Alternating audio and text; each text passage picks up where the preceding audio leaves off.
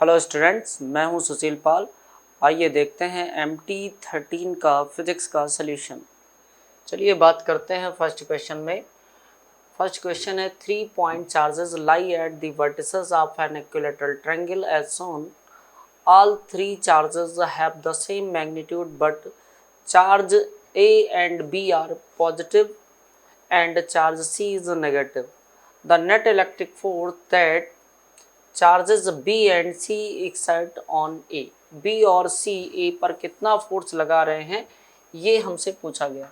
तो B repulsive force लगाएगा क्योंकि B पॉजिटिव है तो इस तरह से लगाएगा, और C जो है नेगेटिव है, C A पर अट्रैक्टिव फोर्स लगाएगा तो इस डायरेक्शन में लगाएगा। दोनों ही फोर्स जो है इक्वल अमाउंट में है क्योंकि चार्ज सेम है और यहाँ पर चार्ज के बीच की डिस्टेंस भी सेम है, और इसलिए ये जो एंगल यहाँ पर बन रहा है ये 60 डिग्री यहाँ पर ये आपका है ही, ये 60, ये टोटल 180 था तो ये 120 हो गया ये एंगल। तो ये आपका जो है 60 डिग्री ऑलरेडी है 60 डिग्री, तो ये आपका आ गया यहाँ पर 120, और 120 का आधा यहाँ पर करें तो ये 60 डिग्री इस तरह से। तो ये जो है वर्टिकल लाइन यानी नेट फोर्स जो रिजल्टेंट फोर्स है जो वर्टिकली डाउनवर्ड डायरेक्शन में एक्ट करेगा, और वर्टिकली डाउनवर्ड डायरेक्शन में एक्ट करेगा नेट फोर्स, तो हम बोल सकते हैं is in the negative y direction. तो डी ऑप्शन इज करेक्ट बच्चों, करेक्ट ऑप्शन डी है यहाँ पर फर्स्ट क्वेश्चन में। चलते हैं बच्चों नेक्स्ट क्वेश्चन में।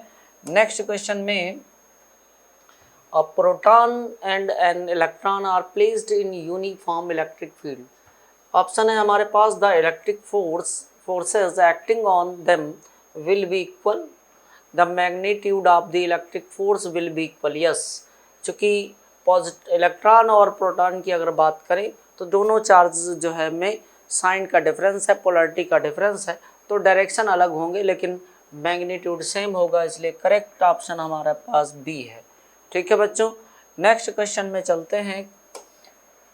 नेक्स्ट क्वेश्चन है हमारे पास the figure shows electrostatic line of forces which pattern is incorrect. तो जरा देखिए इस तरह का पैटर्न रहेगा ही, पॉजिटिव चार्ज है, रेडियली बाहर की तरफ जो है फील्ड लाइंस शो होंगी, यूनिफॉर्म फील्ड लाइंस में ये रहेगा, ये भी ठीक है, लेकिन इस तरह का कोई पैटर्न कभी देखने को नहीं मिला है। इसका मतलब ये भी सही है और ये भी सही है, इसलिए करेक्ट ऑप्शन की अगर हम बात करें तो डी ऑप्शन इज करेक्ट।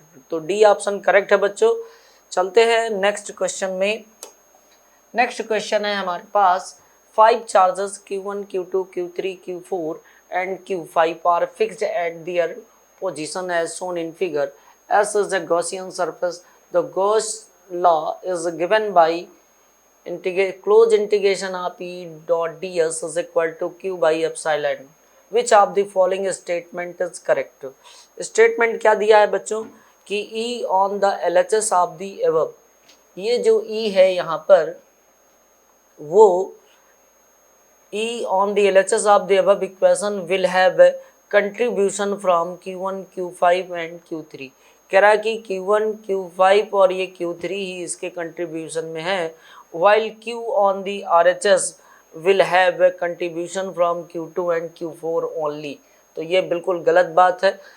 दूसरा है यहाँ पर कि E on the LHS of the above equation will have a contribution from all charges। Yes, सभी चार्जेस E का जो कंट्रीब्यूशन है उसमें इन सभी चार्जेस का इलेक्ट्रिक फील्ड प्रोड्यूस करने में कंट्रीब्यूशन है, लेकिन अगर हम फ्लक्स की बात करते हैं दैट इज इधर जो Q है वो केवल गॉसियन सरफेस के अंदर के चार्ज ही रिस्पॉन्सिबल होते हैं फ्लक्स के लिए, लेकिन फील्ड के लिए जितने भी चार्ज हैं सभी फील्ड के लिए रिस्पॉन्सिबल होते हैं, और इसलिए करेक्ट ऑप्शन हमारा है बी बच्चों। तो करेक्ट ऑप्शन है हमारा बी। ठीक है, नेक्स्ट क्वेश्चन में चलते हैं। क्वेश्चन नंबर 5 लिखा हुआ है the force acting between 2 point charges plus q and plus q separated by a distance r is F. ठीक है, if one charge is fixed and another charge completes 2 round in circular path around it, then work done will be। तो circular path में अगर घूम रहा है और 2 fix point charge हैं तो उनके बीच में इस तरह से फोर्स लगेगा रेडियल डायरेक्शन में, और जब फोर्स जो है जिस डायरेक्शन में मूव कर रहे हैं उसके जो है परपेंडिकुलर डायरेक्शन में फोर्स लग रहा है, वेलोसिटी के परपेंडिकुलर डायरेक्शन में लग रहा है, और इसलिए यहाँ पर टॉर्क जो है उसका 0 हो जाएगा। यहाँ पर जो है देन वर्क डन की अगर हम बात करें यहाँ पर, तो फोर्स का जो वर्क डन, ये भी बोल सकते हैं कि जिस डायरेक्शन में फोर्स लग रहा है उस डायरेक्शन में डिस्प्लेसमेंट नहीं हो रहा है, तो थीटा यहाँ पर जो है 90 डिग्री है, और इसलिए वर्क डन 0। जैसे भी आप कुछ समझ रहे हैं उस हिसाब से भी देखें तो यहाँ पर वर्क डन क्या हो गया 0, क्योंकि थीटा की वैल्यू 0 है। किसके बीच में? डिस्प्लेसमेंट और आपका फोर्स जो लग रहा है इलेक्ट्रोस्टैटिक फोर्स के बीच में। तो चलिए करेक्ट ऑप्शन हमारे पास सी है। नेक्स्ट क्वेश्चन में चलते हैं बच्चों। नेक्स्ट क्वेश्चन क्या है हमारे पास? 4 charges are placed each at a distance a from origin. The dipole moment of configuration is। हम देख रहे हैं जो कॉन्फ़िगरेशन है -2q -2q प्लस q और प्लस 3q। तो क्यों ना हम माइनस को देख लें, तो ये -4q हो जाएगा, और प्लस q और प्लस 3q देख लें तो ये भी 4q, और इनसे हमारा एक कंबाइंड सिस्टम का डाइपोल बन जाएगा। तो ये दोनों को कहाँ रख दें? जहाँ पर जो है पोजीशन फिक्स हो। तो अगर इन दोनों की बात करें तो इक्वल जो है डिस्टेंस ए दिया है, इसको ओरिजिन अगर हम मान रहे हैं तो इसका कोऑर्डिनेट हम मान के चलेंगे। ए यहाँ पर हो गया a,0, और इसकी बात करें तो ये हो गया a-a,0। अगर हम इसकी बात करें तो ये y कोऑर्डिनेट में एग्जिस्ट कर रहे हैं दोनों, तो हम इसको बोल सकते हैं ये प्लस का है तो ये 0,a, और इसकी बात करें तो 0,-a दे सकते हैं। ठीक है। अब अगर जो है इन दोनों के लिए हम पोजीशन अगर फाइंड आउट करें तो चार्ज हमारे पास -2q है। -2q की हम सेंटर पोजीशन पता कर रहे हैं कहाँ पर रख दें, जिससे इन दोनों को एक मान के फिर बाद में हम डाइपोल का कैलकुलेशन कर पाएँ।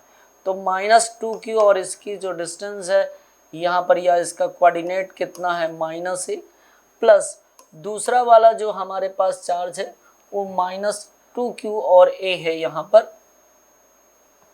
और यहाँ पर ये -2q और a लिखेंगे तो माइनस हो जाएगा, लेकिन अभी मैं लिख देता हूँ -2q इंटू a, और ये प्लस है, और नीचे टोटल चार्ज -2q -4q, तो टोटल चार्ज यहाँ पर हम लिखा जाएगा तो -4q। तो इसकी जो पोजीशन है इस -2q और -2 की जो है, जब हम जो है डाइपोल मोमेंट बनाएंगे कंबाइंड सिस्टम का, तो वो पोजीशन हमारी क्या आ जाएगी? ये 0 हो गया, ये माइनस का है और ये प्लस का है, माइनस माइनस प्लस, तो ये पोजीशन आ गई 0। सिमिलरली अगर हम इसकी पोजीशन देखें वाई एक्सिस में, जो हमारा ये q और प्लस 3q चार्ज है, तो इसकी पोजीशन ना हो यहाँ पर, इनका जो है पोजीशन क्या होगी? सेंटर पोजीशन, तो 3q, और यहाँ पर जो है इसका जो वाई एक्सिस का कोऑर्डिनेट है a, और प्लस इसका जरा कोऑर्डिनेट्स देखें तो ये है प्लस का q और माइनस का a है, प्लस का q और माइनस का a, -a गिवन है ये, तो ये -qa हो जाएगा, और टोटल चार्ज कितना है? 4q। अगर ये -qa और ये प्लस का 3qa, तो ये बचा आपका 2qa डिवाइडेड बाई 4q, और इस तरह से ये वैल्यू जो आ गई हमारे पास a/2। तो अब हम देख रहे हैं कि हमारे पास जो पोजीशन आई है, एक जो है यहाँ पर जो प्लस 4q चार्ज है उसकी पोजीशन है हमारे पास a/2, और दूसरा जो पहला नेगेटिव चार्ज है उसकी पोजीशन है हमारे पास, जो नेगेटिव चार्ज है उसकी पोजीशन हमारे पास है वो यहाँ पर है -4q, और पोजीशन है 0।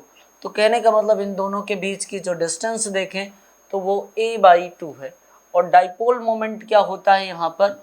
कोई एक चार्ज, डायरेक्शन तो यही हो गया, डाइपोल मोमेंट का डायरेक्शन इस डायरेक्शन में, और इसकी जो वैल्यू आ जाएगी, इसकी जो वैल्यू आएगी हमारे पास, तो इस तरह से हमारे पास +4q और -4q ये आपका डाइपोल मोमेंट बन गया, और इसका जो है डाइपोल बन गया। डाइपोल मोमेंट हो जाएगा यहाँ पर, डायरेक्शन तो आप जानते हैं माइनस से माइनस क्यू से प्लस क्यू की तरफ होता है तो अपवर्ड डायरेक्शन में होगा। इसको हमने वाई एक्सिस दिखाया गया है तो हम जे कैप लिख लेंगे। और वैल्यू मैग्नीट्यूड कितनी हो गई यहाँ पर, तो मैग्नीट्यूड हुई 4Q, मैग्नीट्यूड हुई यहाँ पर हमारी 4Q, और ये 4Q मैग्नीट्यूड हुआ। और यहाँ पर a/2 है, ये a/2 डिस्टेंस और डायरेक्शन जे कैप है। तो ये जो p वेक्टर है यानी डाइपोल मोमेंट वो हो गया हमारे पास 2Qa जे कैप। ठीक है बच्चों, चलते हैं नेक्स्ट क्वेश्चन में। नेक्स्ट क्वेश्चन है हमारे पास, cylindrical copper wire is stretched such that its diameter decrease by 0.01%. The approximate percentage increase in its resistance. तो अगर किसी कंडक्टिंग वायर के रेजिस्टेंस की बात करें तो स्टैंडर्ड फार्मूला हम लोग जानते हैं L/A। हम A into L is equal to constant है, L को एलिमिनेट करके अगर लिखें तो भी तो कॉन्स्टेंट होगा, तो R is proportional to 1/A²। लेकिन A is directly proportional to यहाँ पर D² है। तो हम बोल सकते हैं कि जो रेजिस्टेंस है वायर का is inversely proportional to D⁴। और अगर हम परसेंटेज की बात करें तो ΔR/R is equal to -4 ΔD/D into 100। ठीक है, अब यहाँ पर देखिए ज़रा -4, और ये डायमीटर में परसेंटेज एरर कितना है 0.0 का, इतने परसेंट डिक्रीज हो रहा है, दैट इज माइनस में वैल्यू है क्योंकि डिक्रीज हो रहा है। और इस तरह से रेजिस्टेंस इंक्रीज हो जाएगा हमारे पास कितना 0.04%, इतने परसेंट रेजिस्टेंस इंक्रीज हो जाएगा। क्लियर है बच्चों। नेक्स्ट एप्लीकेशन में चलते हैं बच्चों। नेक्स्ट एप्लीकेशन हमारे पास है इन the circuit given here the point A, B and C are 70 volt, 0 volt, 10 volt respectively. Then the point D will be at a potential of 60 volt. The point D will be at a potential of 20 volt. इसका मतलब यहाँ पर जितने भी option है तो D के पर पोटेंशियल के लिए है 2 ऑप्शन, और यहाँ पर जो है करंट जो है कितनी होगी किस जो है ब्रांच में उसके बारे में पूछा गया है। तो दोनों का ही डिस्कशन करेंगे।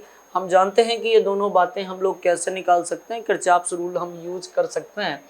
तो यहाँ का अगर हम पोटेंशियल की बात करें तो ये हो जाएगा यहाँ पर V, यहाँ का पोटेंशियल मैं VD लिख लेता हूँ।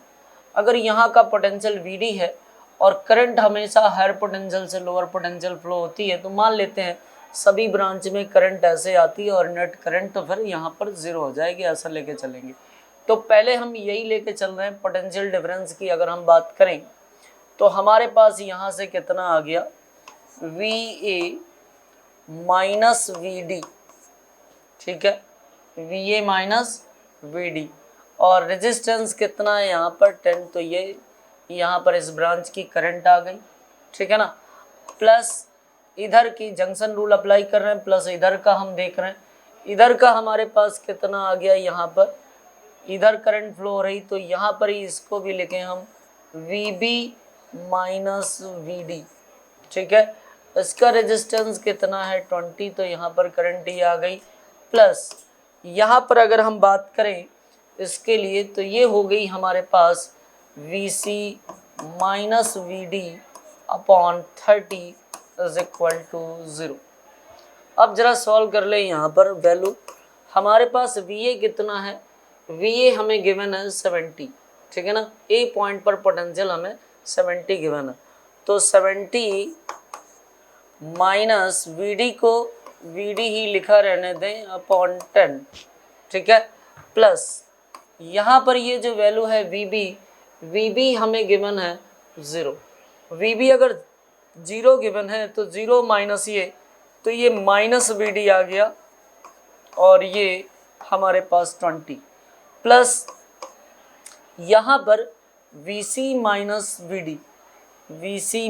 VD अगर हम कर रहे हैं, VC हमारे पास 10 गिवन है, तो 10 माइनस VD डिवाइडेड बाई 30।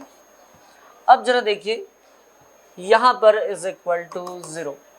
10 से पूरे इक्वेशन में मल्टीप्लाई कर दें, ठीक है, तो ये अपने आप एलिमिनेट हो जाएगा। या आप बोल सकते हैं कि 10 से यहाँ पर मल्टीप्लाई किया और बाहर भी मल्टीप्लाई कर दिया, वो 10 कॉमन लेके उधर चला गया।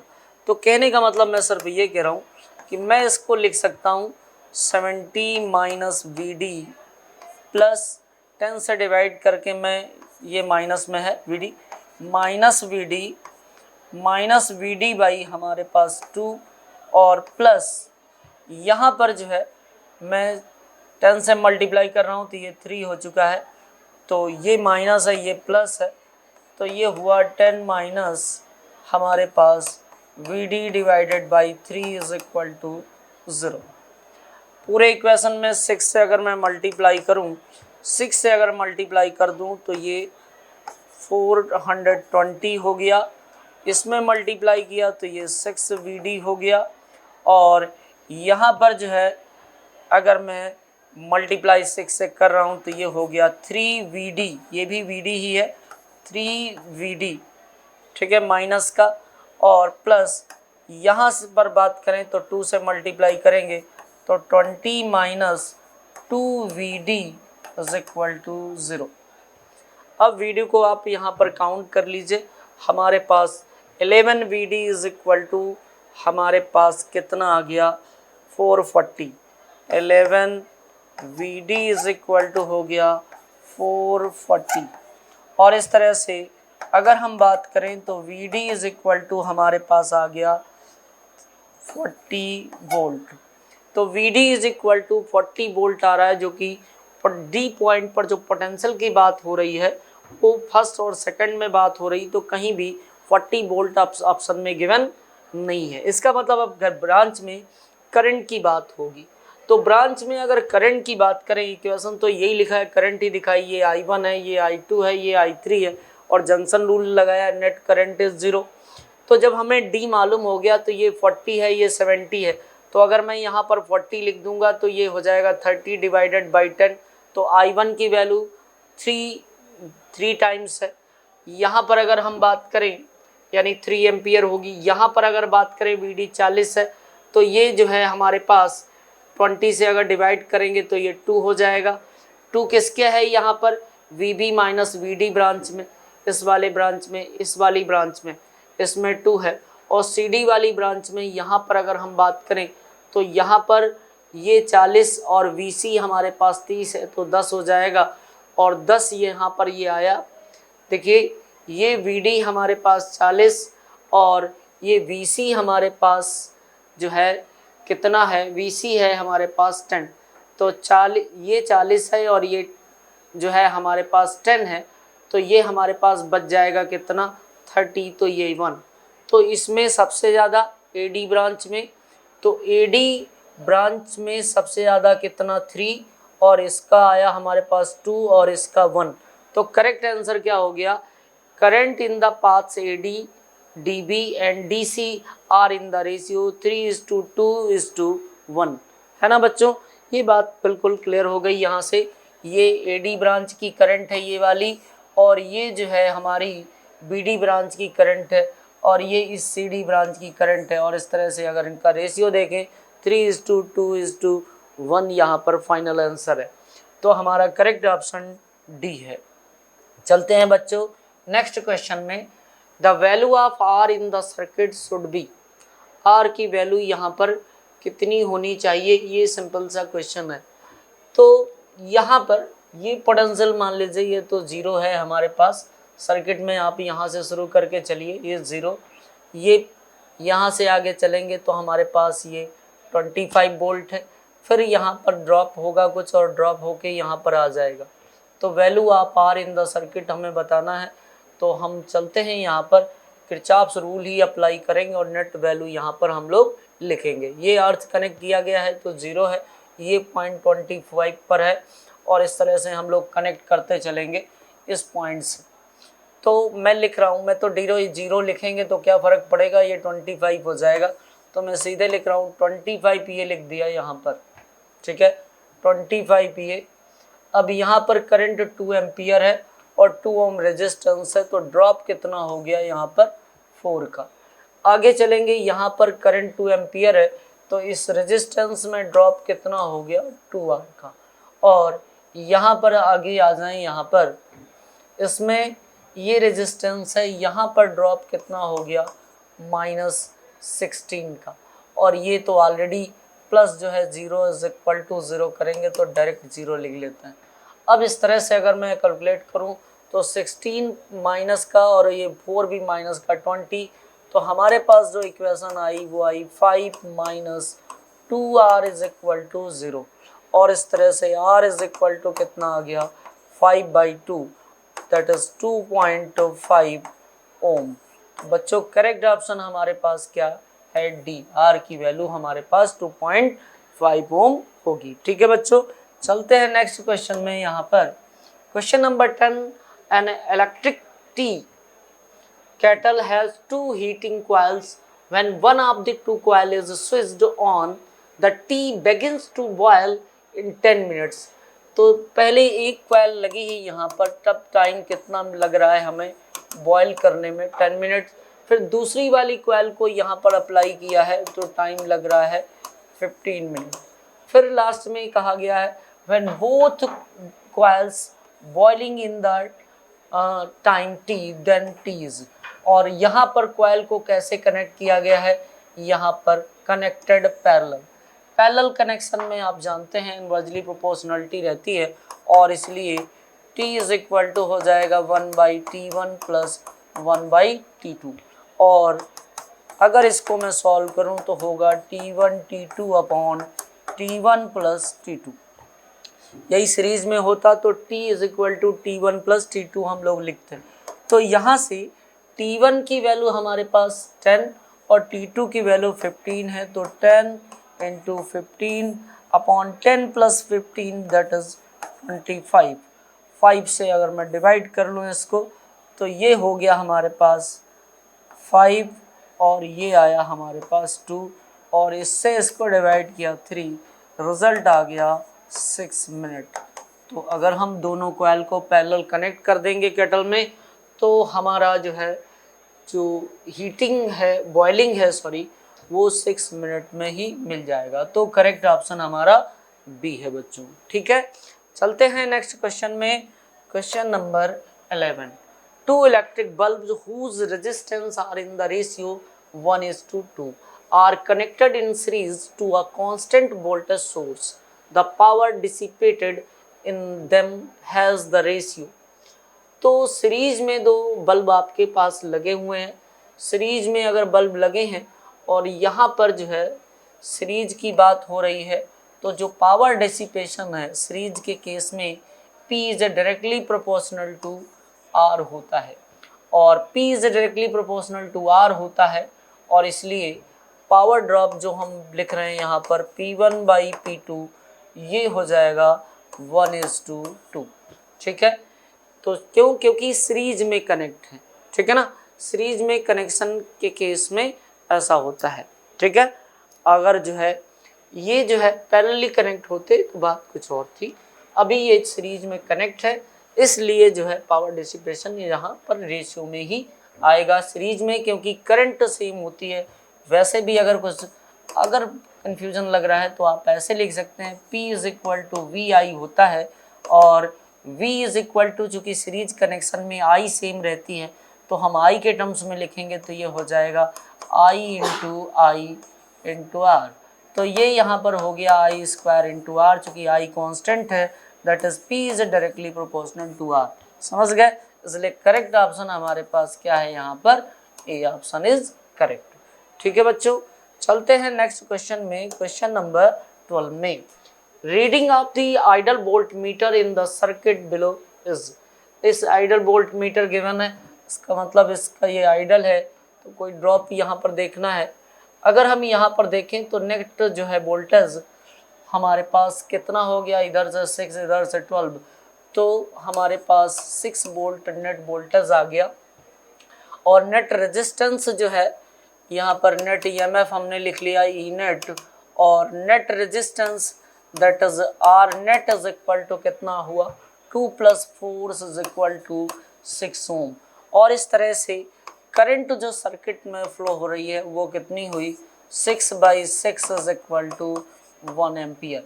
तो 1 एम्पियर की करंट अगर फ्लो हो रही है तो 1 एम्पियर की करंट फ्लो होगी तो यहाँ पर ड्रॉप कितना हो जाएगा, मान लीजिए यहाँ V वोल्ट है तो यहाँ पर ड्रॉप कितना हो जाएगा 2 का ड्रॉप हो जाएगा। तो अगर यहाँ पर 12 है, यहाँ पर 2 का ड्रॉप हो जाएगा तो आंसर कितना हो गया आपका 10 वोल्ट। चाहे इधर से आप देख लीजिए, ठीक है। तो यहाँ से करंट ऐसे फ्लो होते हुए ऐसे जाएगी, यहाँ पर इस ब्रांच में कोई करंट नहीं है तो चाहे वो इस टर्मिनल पर देखें या इस टर्मिनल पर देखें, यहाँ पर जो है यहाँ पर कोई करंट फ्लो नहीं है इस ब्रांच में। इन दोनों पॉइंट का ये पोटेंशियल बता रहा है। तो करंट मालूम है, इन दोनों के पॉइंट के बीच में आप ड्रॉप लिख सकते हैं। यहाँ पर मान लीजिए A है और यहाँ पर करंट 1 एम्पियर है तो 2 वोल्ट का हो गया माइनस का, और ये +12। चलिए लिख देते हैं, ये पॉइंट मान लीजिए A है तो मैं लिख रहा हूँ VA, यहाँ पर -2 वोल्ट क्योंकि करंट हमारे पास 1 एम्पियर फ्लो हो रही है तो 2 और +12 वोल्ट इज इक्वल टू ये पॉइंट मान लीजिए D है या फिर ये पॉइंट लिख दे, A का मतलब यही है, ठीक है। तो जो भी लिखना चाहें VD, और इस तरह से A पॉइंट का मतलब यही है, चाहे तो इसको A का नाम यहाँ पर मैं कुछ दे देता हूँ, C दे दूँ यहाँ पर, तो मैं इसको C लिख सकता हूँ। तो VC ये आ गया VC माइनस VD यहाँ पर, या VD माइनस हम VD माइनस VC लिखें इन दोनों पॉइंट के बीच में तो हमारे पास कितना आ गया 10 वोल्ट। तो करेक्ट ऑप्शन बच्चों कितना है हमारे पास 10 वोल्ट। जो हमारा वोल्ट मीटर है ये जो है इन दोनों पॉइंट का जो पोटेंशियल मेजर करेगा वो 10 वोल्ट मेजर करेगा। तो चलते हैं बच्चों नेक्स्ट क्वेश्चन में। यहाँ पर हमारे पास एक मीटर ब्रिज दिखाया गया है। इन the figure shown for A gives value of R1 and R2, the balance point for jockey is at 40 centimeter from A. When R2 is shunted by a resistance of 10 ohm, balance shift to 50 centimeter. R1 and R2 are is. तो पहली condition में balance है तो यहाँ पर मैं लिख सकता हूँ, फर्स्ट इनिशियल सिचुएशन में मैं लिख सकता हूँ R1/R2 इज इक्वल टू ये 40 ये 60 है ना, क्वेश्चन में ही गिवन है। ये डिस्टेंस कितनी 40 है तो ये 40 और ये 60 दैट इज ये आ गया 2/3। यहाँ से मैं लिख सकता हूँ 3R1 is equal to 2R2। यहाँ से किसी एक की वैल्यू हम यूज कर लेंगे, एक इक्वेशन हमारे पास आ गई।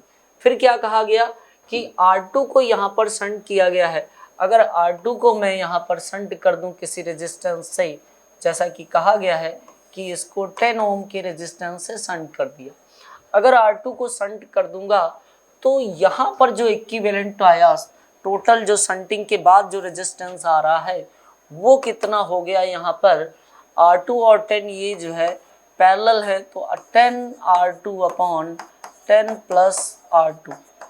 अब जो है फिर से अगर मैं रेशियो देखूं तो कह रहा है कि जो है बैलेंस पॉइंट 50 सेंटीमीटर पर शिफ्ट हो जाता है तो R1/R2 इज इक्वल टू हमारे पास R1/R2, R2 की जगह हमारे पास क्या है ये वैल्यू है S, तो मैं सीधे S लिखूंगा।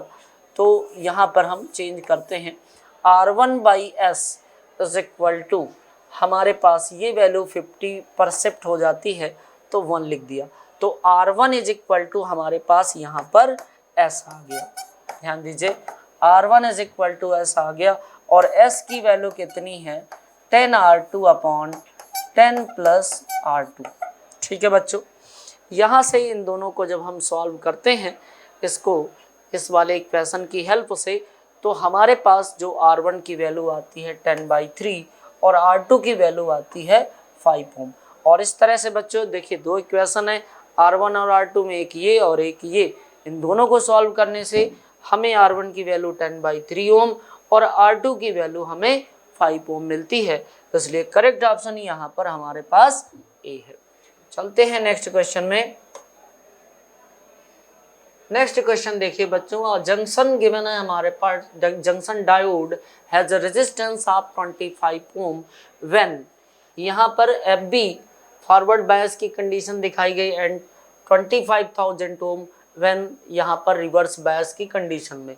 The current in the diode for the arrangement shown will be, तो यहाँ पर हमें करंट बतानी है। फॉरवर्ड बायस के केस में यहाँ पर इसका रेजिस्टेंस दिखाया गया 25 वोल्ट और वोल्टेज यहाँ पर कितना है 0, यहाँ पर ये, तो पोटेंशियल डिफरेंस की अगर बात करें तो वो कितना है हमारे पास 5 वोल्ट का, कितना 5 वोल्ट का है। और रेजिस्टेंस कितना है यहाँ पर, नेट रेजिस्टेंस अगर बात करें तो वो हो जाता है 10 ये और प्लस 25 रेजिस्टेंस फॉरवर्ड बायस के केस में डायोड का। तो आर नेट की अगर मैं बात करूं तो आर नेट हमारे पास 35 ओम हो जाता है। ठीक है, हमें पूछा क्या गया है कि करंट कितना फ्लो होगी, तो current is equal to V by R होता है। तो वी मतलब पोटेंशियल डिफरेंस दैट इज 5 और आर मतलब आर नेट ये 35। अगर मैं इसको डिवाइड करूं यहाँ पर तो ये वैल्यू आ गई 1/7 एम्पियर और इसलिए करेक्ट ऑप्शन है बच्चों बी ऑप्शन करेक्ट है यहाँ पर। चलते हैं बच्चों नेक्स्ट क्वेश्चन। चलो बच्चों नेक्स्ट क्वेश्चन देखते हैं, question number 15, find current through Zener diode. अब जीनर डायोड में करंट बताना है। आप देख रहे हैं कि यहाँ पर जो है 25 वोल्ट है और 5 वोल्ट जीनर वोल्टेज यहाँ पर गिवन है। तो अगर 5 वोल्ट जीनर वोल्टेज गिवन है और ये ब्रेकडाउन रीजन में काम करता है तो इसमें करंट कितनी हो जाएगी, तो इस करंट को मैं आई लिख लेता हूँ लोड में, या आई एल लिख लेता हूँ इसमें करंट को, और बाकी इसमें जो करंट फ्लो हो रही है इसको ये शंट रेजिस्टेंस बोलते हैं तो आई एस लिख लेता हूँ। तो इस तरह से अगर मैं देखूँ आई एल की वैल्यू, तो I L is equal to ये 5 वोल्ट है, रेजिस्टेंस इतना है तो हो गया 5 डिवाइडेड बाई 1 किलो ओम, तो 1 into 10 to the power plus का 3 है, ऊपर जाएगा माइनस हो जाएगा, that is 5 into 10 to the power -3 ampere, that is यहाँ पर 5 मिली एम्पियर हो गया। सिमिलरली अगर मैं आई एस की बात करूँ यहाँ पर तो आई एस की वैल्यू कितनी हो गई, यहाँ से 25 वोल्ट ये है और 5 वोल्ट जो है रिवर्स बायस में लगा है, तो नेट वोल्टेज हो गया 20 वोल्ट और ये रेजिस्टेंस हमारे पास 2 किलो ओम है, तो 2 into 10 to the power 3 that is ये आ गया आपका 10 मिली एम्पियर। अब जरा देखिए यहाँ से जो नेट करंट है वो कितनी जा रही है, ये यहाँ से फ्लो हुई हमारे पास कितनी 10 मिली एम्पियर, 5 मिली एम्पियर इधर चली गई, बाकी की जो करंट किस में जाएगी, तो जीनर डायोड पर जो करंट फ्लो हो रही है I Z is equal to, और ये हो गई हमारे पास 10 - 5 दैट इज ये हो गई 5 मिली एम्पियर। तो करेक्ट ऑप्शन हो गया ए बच्चों। नेक्स्ट क्वेश्चन में चलते हैं। नेक्स्ट क्वेश्चन है हमारे पास 16 नंबर, what is the current through an ideal PN junction diode shown in figure. ये यहाँ देखिए ये प्लस है ये माइनस है, यहाँ पर ये प्लस और ये माइनस, तो इधर जो है माइनस का 3 वोल्ट और इधर जो है माइनस का 1 वोल्ट, तो इन दो टर्मिनल के बीच की अगर हम बात करें यहाँ पर तो ये 2 वोल्ट का यहाँ पर पोटेंशियल डिफरेंस है, 2 वोल्ट का पोटेंशियल डिफरेंस है और ये आइडल जो है पीएन जंक्शन डायोड है, तो रेजिस्टेंस हमारे पास 100 ओम है और ये प्लस हुआ और ये माइनस, तो फॉरवर्ड बायस हुआ क्योंकि इधर जो है -1 और इधर माइनस का 3, तो फॉरवर्ड बायस हो गया। और इस तरह से फॉरवर्ड बायस के केस में करंट हमें पता करनी है, तो current is equal to potential difference हमारे पास 2 वोल्ट और रेजिस्टेंस है हमारे पास 100 ओम। इसको सॉल्व किया तो 2 इंटू 10 टू द पावर -2, या फिर हम लिख सकते हैं 20 इंटू 10 टू द पावर -3। तो इस तरह से आंसर क्या आ गया 20 मिली एम्पियर। तो करेक्ट ऑप्शन है सी। ठीक है बच्चों, क्वेश्चन नंबर 17 में देख लेते हैं। Question number 17, if a is equal to 1 and b equal to 0 then in terms of boolean algebra a is equal to 1 और b is equal to 0 अगर ये वैल्यू हम निकालें तो यहाँ पर b बार गिवन है, रखें जरा वैल्यू, a 1 और b 0 और b का बार है, तो ये क्या आ गया 1 + 1 और ये वैल्यू कितनी आ गई 1। इसका मतलब ये 1 किसके बराबर है a, तो ये किसके इक्वल है a के, तो करेक्ट ऑप्शन हो गया a। ठीक है, करेक्ट ऑप्शन हो गया बच्चों a। नेक्स्ट क्वेश्चन की बात करें यहाँ पर, नेक्स्ट क्वेश्चन है हमारे पास, देखिए द आउट ऑफ, यहाँ पर output y of the combination of gates shown is. अब यहाँ पर रिजल्ट देखना है। मान लीजिए थोड़ी देर के लिए मैं इसको कुछ दे रहा हूँ वोल्टेज, तो ये और गेट है, यहाँ पर अगर मैं इसको 1 दे दूँ और इसको मैं 0 दे रहा हूँ, तो ज़रा देखिए यहाँ पर अगर हम ट्रूथ टेबल बनाकर इसको एनालाइज करें तो हमारे पास दो इनपुट हैं यहाँ पर a और b, और यहाँ पर ये a b हमारे पास दो इनपुट हैं। आउटपुट हम देंगे यहाँ पर, तो आउटपुट हमारे पास कितना आएगा वो लिखते जाएंगे, या फिर हम इसको b को मान लीजिए यहाँ लिख देते हैं तो लिखने में आसानी रहेगी। ठीक है, ये आउटपुट है। सबसे पहले हमने इसको a को 1 दिया, a को हम 1 ले लेते हैं और b को 0 दे देते हैं, तो 1 और 0 यहाँ पर देंगे, तो यहाँ पर हमें क्या मिल गया a + b फॉर्मूला आएगा, तो यहाँ पर हो गया आपका 1। ठीक है, अब जरा देखिए ये इनका 1 + 0 का 1 मिल गया है मुझे यहाँ से, और ये 0 और ये 1 यहाँ पर आ गया। 0 1 ये हमारे पास क्या है एंड गेट है, और एंड गेट है तो 1 × 0 यहाँ पर क्या आएगा हमारे पास, ये ए बी होता है, और ये पता है आपका a + b होता है जो कि 1 आया था अभी, और यहाँ पर 1 × 0, तो फाइनली y की वैल्यू हमारे पास क्या आ रही है 0। इसी तरह से यहाँ पर जरा देखिए, फिर से हम दूसरा दें 1 1 दे दें। अगर मैं 1 1 दे देता हूँ, 1 1 अगर मैं वैल्यू दे दूँ यहाँ पर, इसको भी 1 और इसको भी 1, तो 1 + 1 यहाँ पर क्या मिल जाएगा 1 मिल जाएगा। तब भी हमें यहाँ पर 1 मिला और ये 1 इधर आ गया, 1 × 1, तो यहाँ पर भी हमें 1 मिल जाएगा, आउटपुट भी 1 मिल जाएगा। इसी तरह से अगर मैं यहाँ पर 1 1 दे चुके हैं, हम इसको 0 और इसको 1 दें, अगर मैं इसको 0 दूंगा और इसको 1 दूंगा, तो यहाँ पर जरा देखिए a अगर मैं 0 लिख रहा हूँ यहाँ पर, और यहाँ पर ये 1, तो ये आ जाएगा 1। ठीक है, अब जरा देखिए ये मैं 1 दे चुका हूँ और इसको 0 लिया है मैंने, यहाँ पर वैल्यू 1 आ रही है, ये 1 इधर चला गया और 1 × 1 ये हो गया, और रिजल्ट हमें 1 मिल गया। क्या बात समझ में आ रही? फिर से एक बार चेक देख लीजिए, पहले हमने 1 0 दिया था, फिर हमने 1 1 दिया, अब हम यहाँ पर जो दे के चल रहे हैं, यहाँ पर a को हम यहाँ पर 0 दे रहे हैं और b को हम 1 दे रहे हैं। ठीक है, मैं लिख देता हूँ यहाँ पर b को हमने 1 दे दिया। अब जरा देखिए, तो a हमारे पास 0 है, b 1 है, तो a 0 यहाँ पर ये और ये 1, तो ये रिजल्ट आ गया 1, ये वाला 1 इधर भी आ गया, तो 1 × 1 यहाँ पर क्या आ गया हमारे पास 1। अब जरा देख लीजिए, अब इसको एक बार वेरीफाई कर लीजिए, देख रहे हैं आप 1 + 0, तो ये 0 आ रहा है, 1 + 1 1 आ रहा है, 0 + 1 1 आ रहा है। ठीक है, और इसलिए ये फाइनल रिजल्ट जो आ रहा है हमारे पास, वो हमारे पास आ रहा है a + b, तो करेक्ट ऑप्शन हो गया हमारे पास c। ठीक है, क्योंकि हम जो लेके चल रहे हैं वही यहाँ पर मिल रहा है, ये ट्रूथ टेबल हो गई। चलते हैं नेक्स्ट क्वेश्चन में। नेक्स्ट क्वेश्चन देख लीजिए, question number 19, for a logic gate a and b are input and c is output. अब जरा देखिए, ये आपका इनपुट है, ये आउटपुट है, तो यहाँ पर ट्रूथ टेबल फिर से बना लेते हैं जैसे पिछले क्वेश्चन में हमने बनाया था। यहाँ पर हम इनपुट ले लेते हैं और यहाँ पर आउटपुट ले लेते हैं। चलिए लिखते हैं यहाँ पर,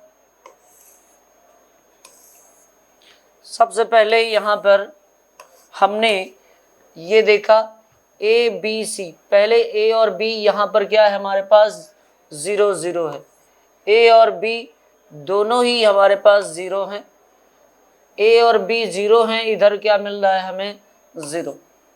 फिर जरा देखिए a 1 हो गया और b भी 1 हो गया, a 1 और b 1 हो गया, A1 और B1, यहाँ पर भी हमें रिजल्ट क्या मिल रहा है, 1 हो गया। फिर जरा देखिए A0 है और B1 है, और यहाँ पर A0, A ये 0 है, B हमारे पास 1 है, और A0 और B1, लेकिन इसका रिजल्ट हमें क्या मिल रहा है, 0 मिल रहा है। इसका रिजल्ट हमें मिल रहा है 0। ठीक है। अब इसी तरह से अगर हम इसमें आ जाएं तो A हमारे पास 1 है, A1 और B हमारे पास 0 है, A1 और B 0, और रिजल्ट हमें क्या मिल रहा है, 0 मिल रहा है। ठीक है। A1 और B 0, रिजल्ट 0। फिर A0 और B 0, A0 B 0 और ये भी 0, तो A हमें फिर से 0 और रिजल्ट भी हमें 0 ही मिल रहा है। ठीक है, आउटपुट। और फिर जरा देखिए यहाँ पर A हमारे पास क्या है, 1 है, B 1 है और ये भी 1 है। यहाँ पर हमने ये 1 और ये भी 1 एनालाइज करिए ज़रा। 0 को अगर हम प्लस करें, अगर और गेट लें तो ये 0 हो जाएगा, 1 + 1 1 हो जाएगा, 0 + 1 1 होना चाहिए, जो नहीं हुआ 1, इसका मतलब और गेट नहीं है। एंड गेट की बात करें तो A.B यहाँ पर 0 0 हो गया, 1 × 1 1, 1 × 0 0, 1 × 0 0, 0 × 0 0, 1 × 1 1, इसका मतलब ये एंड गेट है और करेक्ट ऑप्शन है आपका बी। ठीक है स्टूडेंट बच्चों, नेक्स्ट क्वेश्चन में चलते हैं, क्वेश्चन नंबर 20 में। क्वेश्चन नंबर 20 देख लीजिए, लिखा हुआ है if A and B are input voltage wave front for a given logic gate then output voltage wave front will be. अभी जरा देखिए यहाँ पर ये A और B यहाँ पर हमारे पास क्या है, A और B दोनों अभी जो है न्यूट्रल पोजीशन पे हैं, चाहे तो ये मान लीजिए ये सिग्नल है। अब इसके बाद यहाँ पर A हमारे पास 1 है और B 0, A 1 और B 0 है। ठीक है। If A and B are input voltage wave front है for logic gate then output voltage wave front हमें देना है यहाँ से, किसमें, कौन सा गेट है यहाँ पर। तो यहाँ पर अगर फॉर्मूले की बात करें, ये 1 1 अगर ले यहाँ पर तो ए बी का A.B हो जाएगा, तो y की जो वैल्यू है वो है क्या, A.B का बार। ठीक है, A.B का बार हम लगा देख लेंगे यहाँ से। पहले हमने इसको 1 और इसको 0, तो 1 × 0 0 आया और 0 पर बार लगा दिया तो 1 आ गया। ठीक है, पहला तो ये हो गया। तो ये यहाँ पर ये हाइट पर जा रहा है, दोनों यहाँ पर ये भी उसी में है, तो ये और ये यानी A और B में से कोई लग रहा है। फिर जरा देखिए सेकंड पॉइंट, यहाँ पर इसका इनपुट क्या है, 0, इसका भी इनपुट 0, तो 0 × 0 और बार लगा देंगे तो 1, तो ये भी हाइट में आ जाएगा। तो यहाँ पर जो है ये जो है अभी भी चांसेस दोनों के बन रहे हैं, इसके और इसके। तीसरे में यहाँ पर A 0 और B 0 फिर से 1, इसका मतलब करेक्ट ऑप्शन यही हो गया, बी इज करेक्ट हो गया। चलते हैं बच्चों नेक्स्ट क्वेश्चन में, क्वेश्चन नंबर 21 में। 21 लिखा है what are the respective number alpha and beta particles emitted in the following radioactive decay. यहाँ पर जरा देखिए, अल्फा जब बाहर निकलेगा तो अल्फा निकलने से जो आपका एटॉमिक जो नंबर है उसमें 2 की कमी आ जाएगी और जो मास है उसमें 4 की कमी हो जाएगी। अगर ऐसा है तो मास की कमी में बीटा का कोई रोल है नहीं, यहाँ पर जरूर इसका रोल है। तो सबसे पहले अगर देखिए इनपुट और आउटपुट में अगर मास नंबर देखें तो ये 200 और ये 168 है, तो 200 - 168 और इस तरह से ये 32 हो गया। एक अल्फा पार्टिकल से मास में जो कमी आती है, मास नंबर में, वो 4 की कमी आती है, और अभी कमी कितनी है, 32 की। कितने की कमी है, 32 की। और इसलिए यहाँ पर जो अल्फा पार्टिकल जितने बाहर निकलना है वो कितने हैं, यहाँ पर 8। ठीक है, अल्फा पार्टिकल 1 निकल रहे हैं। अब बीटा पार्टिकल की बात करें यहाँ पर, अच्छा, अल्फा पार्टिकल निकलने से एटॉमिक नंबर में 2 की कमी हो जा रही है। अगर 8 निकल रहे हैं तो इसके हिसाब से अभी 90 है तो 16 कम हो जाना चाहिए। तो 90 माइनस 16, अगर 16 है यहाँ पर कम कर देंगे तो यहाँ पर आ गया 74 आना चाहिए था यहाँ पे, लेकिन 74 ना होके 6 बढ़ गया है। हम जानते हैं बीटा पार्टिकल के निकलने से, बीटा माइनस के इमिशन से यहाँ पर आपका जो एटॉमिक नंबर है वो इंक्रीज होता है। तो 6 यहाँ पर इंक्रीज हो गया है क्योंकि 80 है, होना चाहिए 74। इसका मतलब 6 बीटा पार्टिकल का इमिशन हुआ है। तो बीटा पार्टिकल की जो संख्या है वो है हमारे पास 6, और ऐसा हमारे पास 8 और 6 का जो ऑप्शन है वो डी ऑप्शन है, और इसलिए डी ऑप्शन यहाँ पर करेक्ट है। नेक्स्ट क्वेश्चन में चलते हैं बच्चों। नेक्स्ट क्वेश्चन है हमारे पास, the de Broglie wavelength of photo electron is 1 angstrom, its accelerating potential. हम जानते हैं लैम्डा इन एंगस्ट्रॉम यहाँ पर वो होती है √150/V इन वोल्ट, और ये 1 गिवन है और स्क्वायर करके निकालें तो V इज इक्वल टू कितना हो जाएगा 150 वोल्ट, और इसलिए करेक्ट ऑप्शन हमारे पास कितना हो गया ए ऑप्शन 150 वोल्ट। चलते हैं बच्चों नेक्स्ट क्वेश्चन में। नेक्स्ट क्वेश्चन हमारे पास क्या है, if the kinetic energy of A free electron doubles it's a D Broglie wavelength. अगर काइनेटिक एनर्जी की बात करें तो डी ब्रोगली वेवलेंथ के साथ जो रिलेशन आता है यहाँ पर वो आता है हमारे पास inversely proportional to kinetic energy.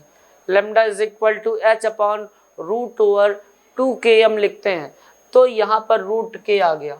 अब काइनेटिक एनर्जी को अगर डबल कर देंगे तो हमारा जो वेवलेंथ है कह रहा है कितना चेंज हो जाएगा, तो 1/√2 टाइम्स हो जाएगी। It's a D Broglie wavelength changes two factor. तो अभी जो है लैम्डा डैश अपॉन लैम्डा अगर हम करें तो ये आ जाएगी 1/√2। तो करेक्ट ऑप्शन क्या हो गया ए। ठीक है बच्चों, करेक्ट ऑप्शन क्या हो जाएगा ए 1/√2। नेक्स्ट क्वेश्चन में चलते हैं। क्वेश्चन नंबर 24 देख लीजिए, energy of a quanta of frequency 10⁻15 hertz and h is equal to this. तो एनर्जी ऑफ फोटोन क्या हो जाएगा यहाँ पर h न्यू। h क्या है यहाँ पर 6.6 इंटू 10⁻⁻34 और इंटू 10⁻15। अगर यहाँ पर हम उसको सॉल्व करेंगे तो ये आ जाएगा 10⁻, यहाँ पर 19 हुआ -19 जूल। तो करेक्ट ऑप्शन है बच्चों A. Correct option A 6.6 into 10⁻⁻19 joule. चलते हैं नेक्स्ट क्वेश्चन में। नेक्स्ट क्वेश्चन जरा देखिए, इन एन AC सब circuit as shown in the figure resistance R is equal to 0.2 ohm at a certain instant VA minus VB is equal to this and I is equal to this and current is increasing at that rate of delta I by delta T is equal to this. The inductance of the coil is। तो यहाँ पर इस circuit में अगर मैं देखूँ यहाँ पर तो VA minus L DI by DT minus IR is equal to VB। अगर इसको मैं सॉल्व करूं तो VA minus VB minus L DI by DT और minus IR is equal to 0। VA minus VB question में गिवन है आपका 0.5, तो ये है हमारे पास 0.5 माइनस L हमें फाइंड आउट करना है, DI बाई DT हमें 8 गिवन है, माइनस I की वैल्यू यहाँ पर गिवन है हमारे पास।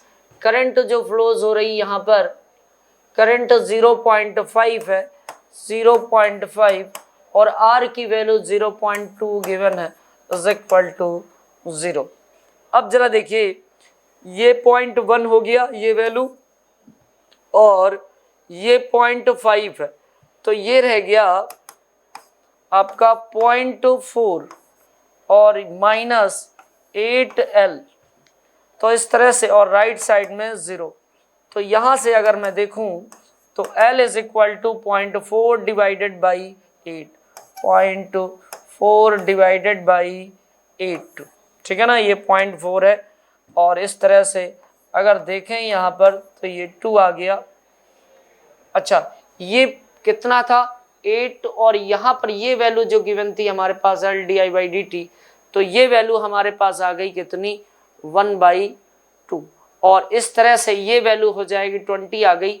तो हम इसको जो है लिख सकते हैं, क्योंकि ये पॉइंट ये 20 हो गया, और इस तरह से ये वैल्यू हो गई हमारे पास 1/20, और इसको अगर हम सॉल्व करें तो 0.05, तो 0.05 आ रहा है। करेक्ट ऑप्शन हो गया हमारे पास सी, इतने हेनरी, 0.05 हेनरी।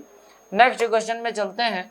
नेक्स्ट क्वेश्चन है हमारे पास, figure represent the graph of the photo current I versus applied voltage V, the maximum kinetic energy of the emitted photo electrons. तो देख रहे हैं यहाँ पर ये VI ग्राफ आपको दिखाया गया है।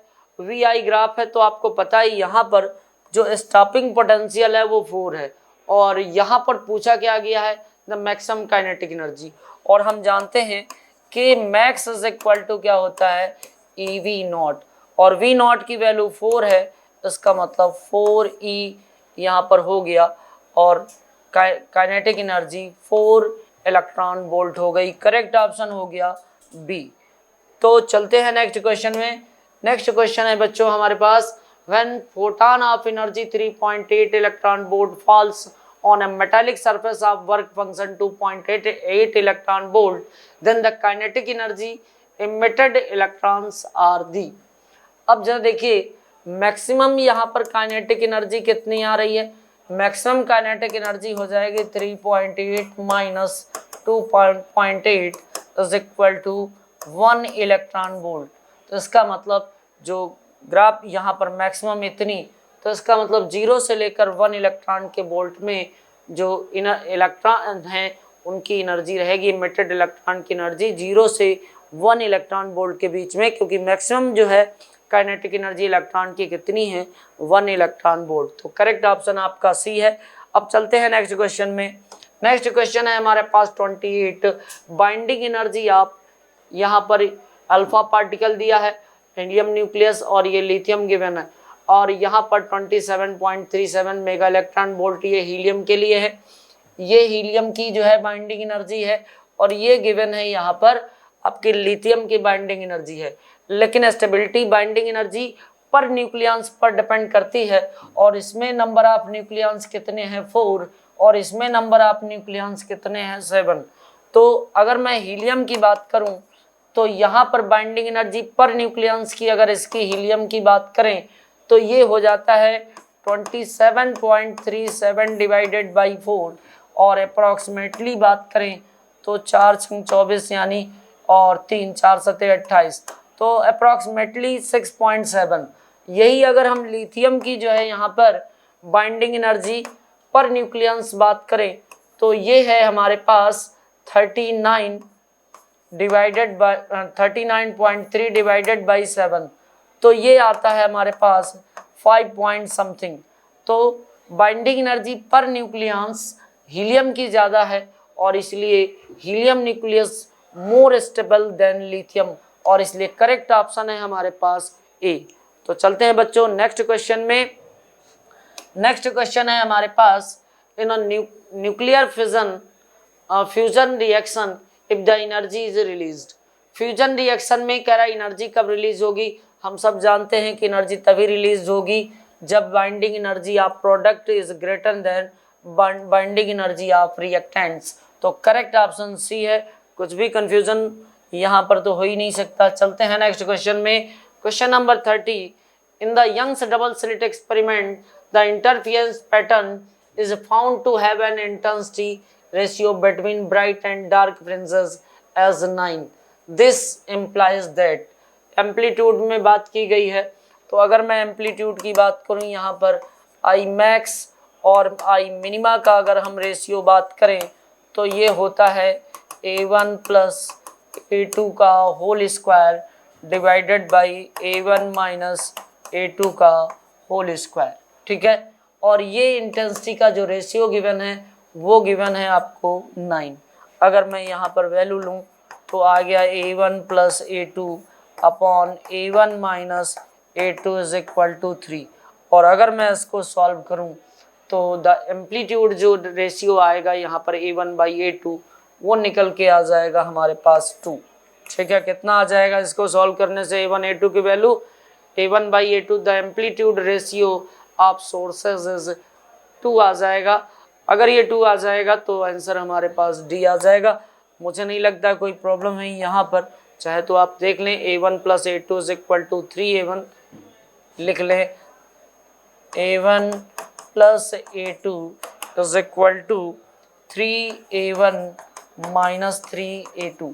ठीक है, 3A2 है तो 4A2 इधर आ गया, 4A2 और इधर 3A1 है तो ये आ जाएगा 2A1। और इस तरह से इस A2 को उधर ले जाएंगे, इसको इधर ले आएंगे तो A1 by A2 is equal to 2। तो करेक्ट ऑप्शन हमारे पास डी है। ठीक है बच्चों, चलते हैं नेक्स्ट क्वेश्चन में। क्वेश्चन नंबर हमारे पास 31 देख लीजिए। लिखा है if Young's experiment is perform using two separate identical sources of light instead of using two slits. टू अगर अलग अलग जो है हम सोर्स ले लेंगे तो कभी भी जो है उनके फेज जो है सेम नहीं रहेंगे, यानी फेज जो है कांस्टेंट नहीं होने वाला, और इसलिए हमें इंटरफेरेंस पैटर्न मिलने वाला नहीं है, फ्रिंज हमें ऑब्टेन नहीं होंगे, फ्रिंज विल नॉट ऑब्टेन। तो करेक्ट ऑप्शन हो गया हमारे पास सी। ठीक है, अब चलते हैं नेक्स्ट क्वेश्चन में। Question number 32 in Young's double slit experiment the intensity of light at point on the screen when the path difference is lambda is I naught। ठीक है, ये I naught है। the intensity of light at point where the path difference is lambda by 3। तो intensity का जो formula होता है in general हम लोग लिखते हैं I naught। ठीक है ना, I naught, और ये होता है cos square pi by lambda into delta x. ठीक है, अगर फर्स्ट केस में यहाँ पर ये वैल्यू दी है, आई की वैल्यू कितनी है, आई नॉट गिवन है, आई की वैल्यू कितनी है, आई नॉट है, तो यहाँ पर ये आई नॉट हमें गिवन है। क्लियर है बात। कब, जब हमारे पास ये लैम्डा है तो पाथ डिफरेंस अगर लैम्डा है तो लैम्डा लैम्डा कैंसिल हो गया, तो जो आई की वैल्यू है एक्चुअल में ये जो आई आ रहा है हमारे पास आई नॉट है। क्लियर है, ये इक्वेशन हमारे पास फर्स्ट है फर्स्ट केस में। सेकंड केस में अगर मैं बात करूं तो सेकंड केस में अगर मैं आई डैश लिखूं तो हमारे पास ये फॉर्मूले में आई नॉट, ये तो फॉर्मूला है, और यहाँ पर cos square pi by lambda ये हमारे पास गिवन है लेमडा बाई 3, तो ये पाई बाई 3 हो जाएगा। कॉस पाई बाई 3 की वैल्यू कितनी 1/2, कॉस पाई बाई 3 की वैल्यू 1/2 और ये 1/4 हो जाएगा, और इस तरह से ये वैल्यू आ गई 1/4। तो I dash is equal to कितना आ गया आई नॉट बाई 4, और इसलिए करेक्ट ऑप्शन कितना हो गया बी। ठीक है बच्चों, चलते हैं नेक्स्ट क्वेश्चन में। नेक्स्ट क्वेश्चन है बच्चों हमारे पास if the light is polarised by reflection then angle between reflected and refracted light is, हमें पता है ब्रूस्टर लॉ में ही क्लैरिटी आ गई थी π/2। चलते हैं नेक्स्ट क्वेश्चन में। नेक्स्ट क्वेश्चन है बच्चों 34 choose the correct statement the Brewster angle is independent of wavelength of light. बिल्कुल गलत है, डिपेंड करता है। The Brewster angle is independent of the nature of reflection surface, बिल्कुल डिपेंड करता है यहाँ पर। अब आ जाइए थर्ड पॉइंट में लिखा है the Brewster angle is different for different wavelength, बिल्कुल सही बात है। अगर जो है वेवलेंथ चेंज हो जाएगी तो ब्रूस्टर एंगल भी चेंज कर जाएगा। ठीक है, और इसलिए करेक्ट ऑप्शन हमारे पास है सी। चलते हैं नेक्स्ट क्वेश्चन में। A prism of refracting angle is 60 degree has minimum angle of deviation is 30 degree, what must be the angle of incidence of this case. आप जानते हैं I इज इक्वल टू होता है A plus angle of deviation divided by 2, और अगर ऐसा है तो ये वैल्यू कितनी हो गई 60 plus 30 divided by 2 is equal to 45 degree, और इसलिए करेक्ट ऑप्शन क्या है सी। तो इस क्वेश्चन का करेक्ट ऑप्शन है बच्चों सी। चलते हैं नेक्स्ट क्वेश्चन में। चलो बच्चों नेक्स्ट क्वेश्चन देखते हैं। 36 2 wires of same length are shaped into a square and a circle if they are carry same current ratio of the magnetic moment. तो ये हम जानते हैं मैग्नेटिक मोमेंट क्या होता है बच्चों। मैग्नेटिक मोमेंट जो है वो हमारा है m is equal to I into a. तो करंट तो सेम है, m इज डायरेक्टली प्रोपोर्शनल टू a है। इसका मतलब मुझे क्या चाहिए यहाँ पर स्क्वायर का मैग्नेटिक मोमेंट और सर्कल के लिए तो यहाँ पर ये स्क्वायर का जो है यहाँ पर एरिया और सर्कल का एरिया। अगर स्क्वायर का यहाँ पर एरिया की बात करें, टोटल लेंथ हमारे पास गिवन मान लेते हैं वायर की एल, और अगर मैं इससे जो है स्क्वायर बनाऊंगा, स्क्वायर का डायमेंशन ए है तो ये हो जाएगा 4a, और इस तरह से a इज इक्वल टू हो गया l/4। तो एरिया ऑफ स्क्वायर हमारे पास कितना हो जाएगा, l square by 16, l square by 16 हो जाएगा। ठीक है। इसी तरह से अगर मैं यहाँ पर इस वायर से अगर मैं सर्कल बनाऊंगा तो सर्कमफिरेंस हो जाएगा 2πr is equal to l, और इस तरह से r की वैल्यू अगर बात करें तो ये हो जाएगा l/2π, और एरिया अगर मैं सर्कल का देखूं तो ये होता है पाई r स्क्वायर, और इस तरह से ये हो गया पाई r स्क्वायर का मतलब l स्क्वायर बाई 4π स्क्वायर। ये पावर इससे कैंसिल आउट हुई तो ये आ गया आपका l स्क्वायर बाई 4π। और इस तरह से अगर मुझे ms/mc का रेशियो चाहिए तो m यहाँ पर as हमारे पास l स्क्वायर बाई 16 है, और इसका एरिया है हमारे पास l स्क्वायर और ये 4π, तो ये है हमारे पास 4π। अब जरा देखिए l स्क्वायर से l स्क्वायर कैंसिल, 4 से ये 4 आ गया, आंसर हो गया π/4। तो करेक्ट ऑप्शन बच्चों क्या हो गया, सी ऑप्शन इज करेक्ट। ठीक है बच्चों, चलते हैं क्वेश्चन नंबर 37 में। An object is located at 10 centimetre in front of convex lens of focal length 12 centimetre, find the position and nature of the image. तो यहाँ पर लेंस यूज किया गया है, हमें पोजीशन बतानी है, और ये होता है UF/U + F, और इस तरह से U की वैल्यू हमारे पास क्या है 10, और F की वैल्यू हमारे पास 12 गिवन है, और इस तरह से -10 + 12, और इस तरह से आ गया हमारे पास ऊपर ये -120 divided by 2 is equal to -60 centimetre. Minus sign बता रहा है कि फ्रंट में ही बन जाएगा, जिस साइड ऑब्जेक्ट होगा उसी साइड में ही बेस बनेगी, और इसका मतलब वो वर्चुअल होगी। तो 60 centimetre virtual, correct option B. चलते हैं बच्चों नेक्स्ट क्वेश्चन में। Question number 38। एन आई जो है specialist prescribes spectacles having a combination of convex lens of focal length 40 centimetre. यहाँ पर एक कॉन्वेक्स जो है यहाँ पर लेंस लगाया गया है, और एक जो है यहाँ पर कॉनकेव लेंस यूज किया गया है। तो कंबाइंड पावर क्या हो जाएगी 100 डिवाइडेड बाई 40 माइनस 100/25। तो ये हो गई यहाँ पर 2.5, और ये हो गई -4, तो आ गया -1.5 डायोप्टर। तो करेक्ट ऑप्शन है बच्चों बी। ठीक है। नेक्स्ट क्वेश्चन बच्चों, क्वेश्चन नंबर 39। अब जरा देखिए question number 39। Determine the nature of lens shown in figure. देखिए दोनों ही कॉन्वेक्स हैं, तो दोनों ही कॉन्वेक्स हैं, दोनों ही कन्वर्जिंग है, करेक्ट ऑप्शन है बच्चों सी। नेक्स्ट क्वेश्चन में चलते हैं बच्चों, question number 40। A ray of light traveling inside a rectangular glass block of refractive index √2 is incident on the glass air surface on 45 degree. The refractive index of the air is।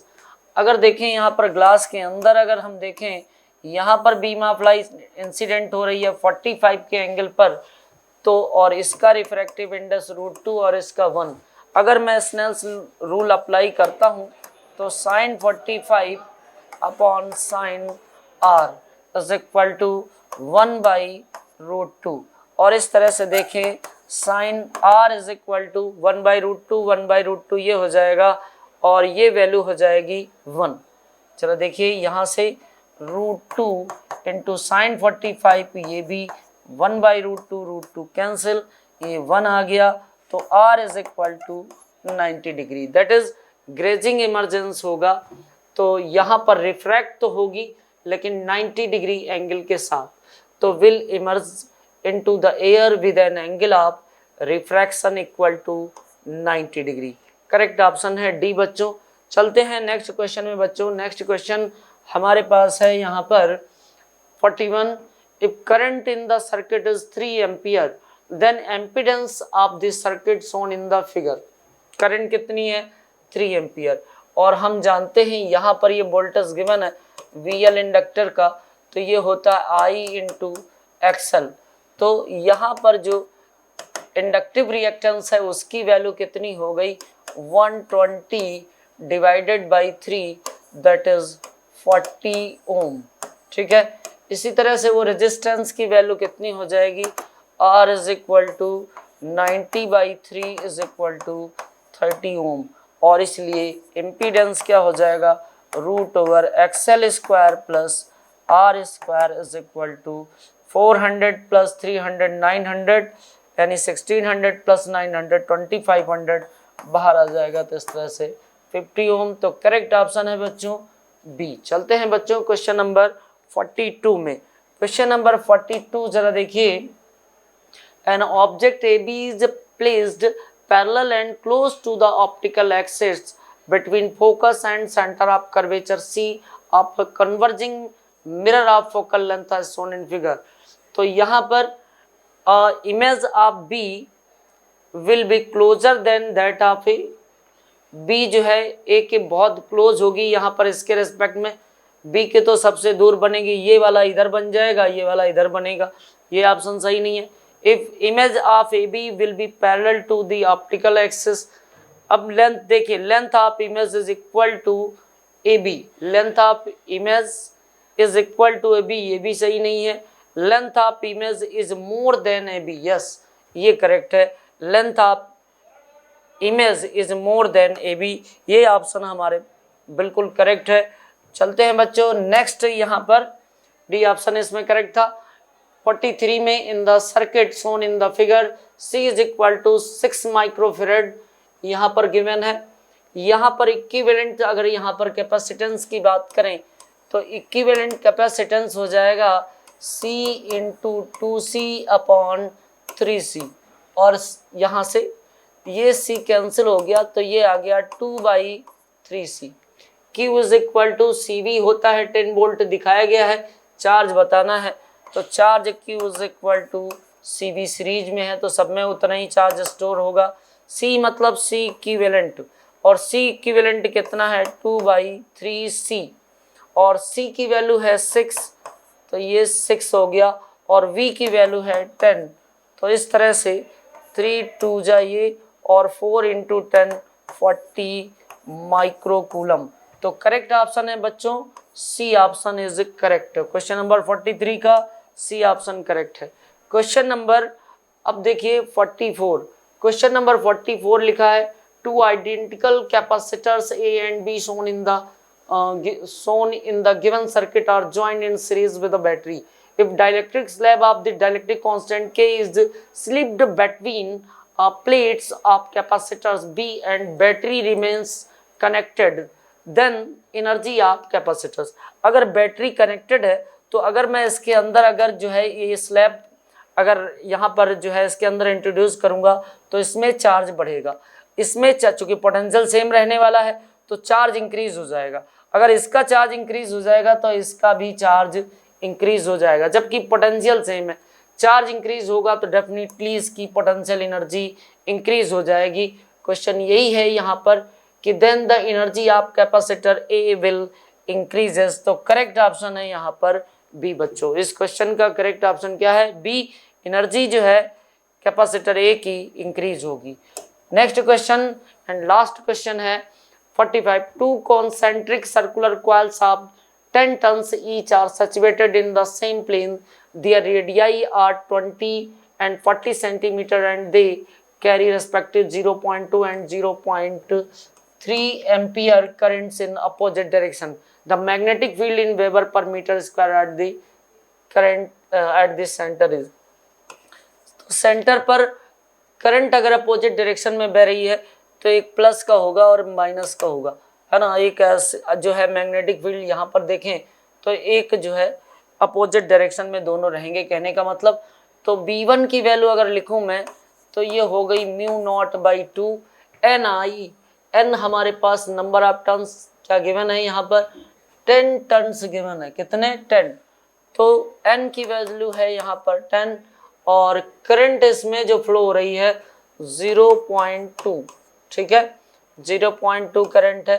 तो N I by are और इसकी radius कितनी है 20 centimetre, 20 into 10 to the power -2। अब जरा देखिए 10 into 0.2 और ये 2, तो ये और ये कैंसिल आउट हुआ। हमारे पास क्या हुआ, ये 100 हुआ तो 100 डिवाइडेड बाई 20 तो 5, तो ये वैल्यू आ गई आपकी 5 म्यू नॉट। अगर हम B2 की बात करें तो B2 की वैल्यू हमारे पास कितनी हो गई, म्यू नॉट अपॉन 2 टन, यहाँ पर भी 10 है। करंट यहाँ पर फ्लो हो रही है 0.3 और यहाँ पर इसकी जो रेडियस है वो 40 गिवन है, तो 40 इंटू 10 टू दी पावर -2। यहाँ से जरा देखिए ये वैल्यू कितनी हुई 3 और ये कितना है 2 और ये 100। तो हम लिख सकते हैं यहाँ पर, जरा ध्यान से देखेंगे, म्यू नॉट तो ये हो गया 2, ये जो है 3 है, ये 3 हो चुका है हमारे पास ऊपर, तो हमने 3 लिख दिया।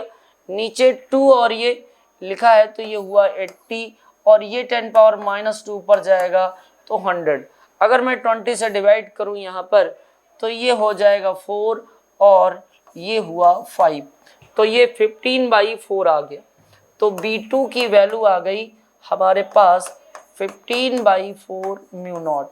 तो रिजल्टेंट जो B नेट आया यहाँ पर, तो B net B1 minus B2, तो 5 mu naught minus 15/4 mu naught, ठीक है।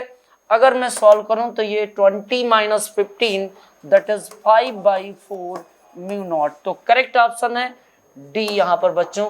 तो ये ऑप्शन 45 का डी ऑप्शन करेक्ट है। ऑल द बेस्ट बच्चों, थैंक यू।